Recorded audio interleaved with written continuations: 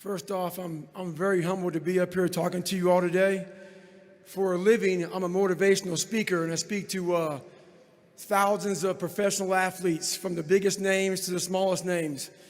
And when I saw Doc walk in here with the Congressional Medal of Honor, this is the first time in my life I got nervous to speak in front of a crowd.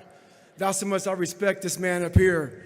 I was reading about this man back in the day, so I'd like to thank the VFW very much for giving me this award. It means more to me than anything I've ever received in my entire life. I'd like to thank my grandfather, Sergeant Jack Gardner, who is now deceased. This would be the happiest day of his entire life. I'd like to thank my mom up here, who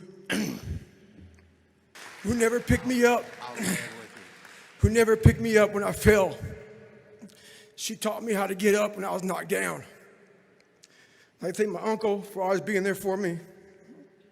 And I thank all of you out here who fought in these wars. You have no idea how big of a deal this is to me. I was not always this strong guy you see. I went through a lot of hard times in my life to get here today. And a story I'll tell you with real quick. I tried once to get in the Air Force to be an Air Force pararescueman. And I quit for fear of the water. I was 175 pounds. I left the Air Force 4 years later at 300 pounds. I went from 175 to 300 pounds. There's a long story in there on how that came to be.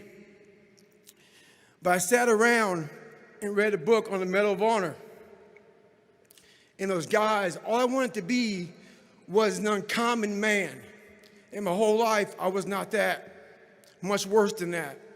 But I read stories about men like you, Doc, who had the courage to jump on grenades and stuff like that. So I came home one day from working at a job called Ecolab, where I sprayed for cockroaches.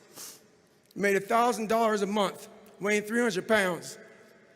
And I got home and I watched a show on Discovery Channel of guys carrying boats and logs, Navy SEAL training.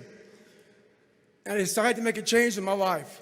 And I called the recruiter up, and he asked me these questions. You had to meet a certain age, like a certain height and weight limit. I was 6'1" and 300 pounds. He laughed at me. 7 other recruiters laughed at me. One recruiter finally said, "Come on in, I'm too busy to talk to you on the phone." He didn't know how much I weighed.